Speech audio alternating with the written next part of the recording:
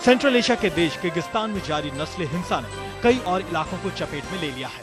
Kyrgyz हमलावरों ने कई उज़्बेक गांवों पर हमले किए हैं। यहां तक कि हथियार लूटने के लिए पुलिस स्टेशनों पर भी हमले किए गए हैं। हालात को काबू में करने के लिए सरकार ने दंगाइयों को देखते ही गोली मारने के आदेश दिए हैं, लेकिन इसके बावजूद हालात संभल नहीं रहे। इस हिंसा में 116 भारतीय नागरिक भी फंसे हुए हैं। ये सभी मेडिकल स्टूडेंट्स हैं। हालांकि भारत सरकार ने हर संभव मदद करने का भरोसा दिलाया है। इस सिलसिले में किर्गिस्तान सरकार से विदेश मंत्रालय लगातार संपर्क में है। जातीय हिंसा अबदस्त कर दिए गए पिछले राष्ट्रपति बाकियेव के समर्थन को लेकर है। अल्पसंख्यक उज़्बेक नई अंतरिम सरकार के समर्थन में है, तो किर्गिज प्रदर्शनकारी बाकियेव का समर्थन कर रहे हैं। हिंसा रोकने के लिए अंतरिम राष्ट्रपति रोजा ओतुनबाएवा ने रूस से सेना भेजने की मांग की है। आज तक ब्यूरो।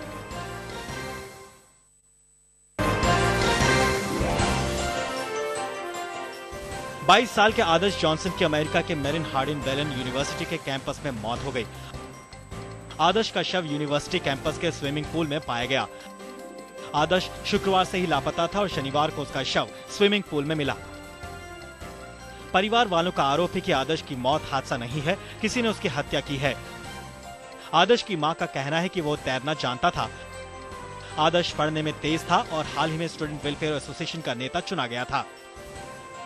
परिवार वालों का अंदेशा है कि उसकी कामयाबी की वजह से कोई उसका दुश्मन बन गया होगा। आदर्श की मौत की खबर से पूरा परिवार सदमे में है। आदर्श का शव पोस्टमार्टम के बाद भारत के लिए रवाना किया जाएगा। हैदराबाद से अनुषी अग्रवाल के साथ आज तक ब्यूरो।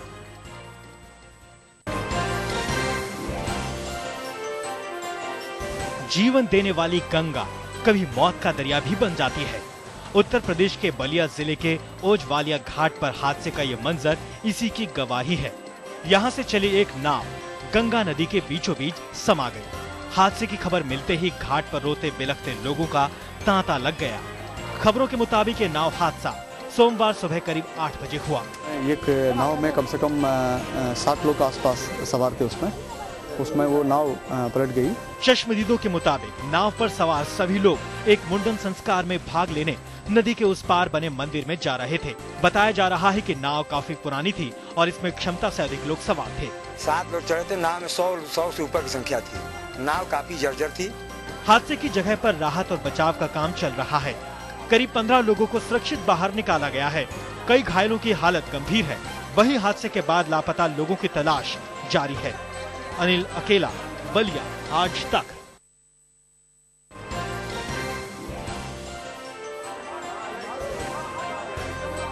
मेरठ के केमिकल गोदाम में भयंकर आग लग गई। ये आग सोमवार सुबह टीपी नगर थाने के चंद्रलोक कॉलोनी में लगी। गोदाम के आसपास का इलाका रिहायशी था। आग की चपेट में 2 घर भी आ गए और दोनों घरों में दरारें पड़ गईं। इससे वहां रह रहे लोगों में अफरा तफरी मच गई। सभी अपने घरों से बाहर निकलकर सड़कों पर आ गए।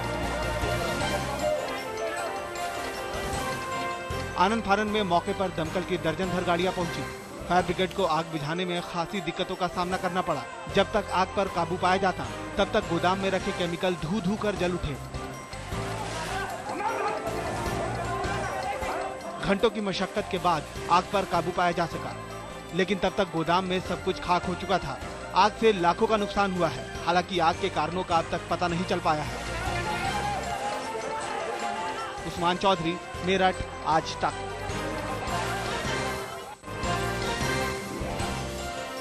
इलाहाबाद के सिविल लाइंस इलाके में एक चलती वैन में आग लग गई। भीड़ भाड़ वाले इलाके में गाड़ी में आग लगते ही अफरा तफरी मच गई। राहत की बात ये रही कि वैन चालक आग लगने से पहले ही वैन से निकलने में कामयाब हो गया।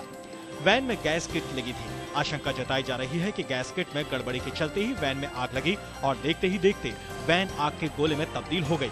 मौके पर मौजूद लोगों ने फायर ब्रिगेड वालों को फौरन इत्तला दी, लेकिन फायर ब्रिगेड के मौके पर पहुंचने से पहले ही वैन जलकर स्वाहा हो गई। आशीष राय, इलाहाबाद, आज तक।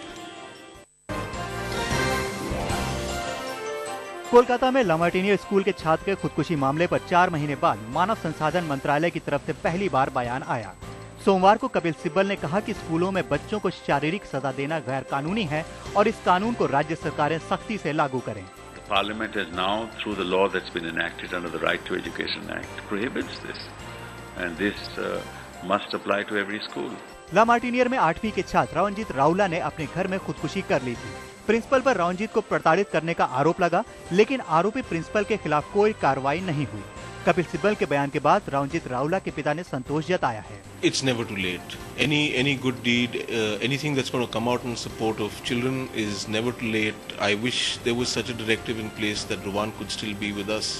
ला मार्टिनियर स्कूल फॉर बॉयज के सामने भारतीय जनता पार्टी के समर्थकों ने प्रदर्शन किया, घंटों माइक चलाया, माइक बजाते रहे। नो हॉर्न जोन है ये, और ये भी ध्यान में रखना होगा कि पुलिस यहाँ पर सिर्फ म्यूट स्पेक्टेटर बनी पड़ी रही। कोलकाता से मनोज्ञा लोईवाल और दिल्ली से रविंद्र बावा के साथ आज तक ब्यूरो।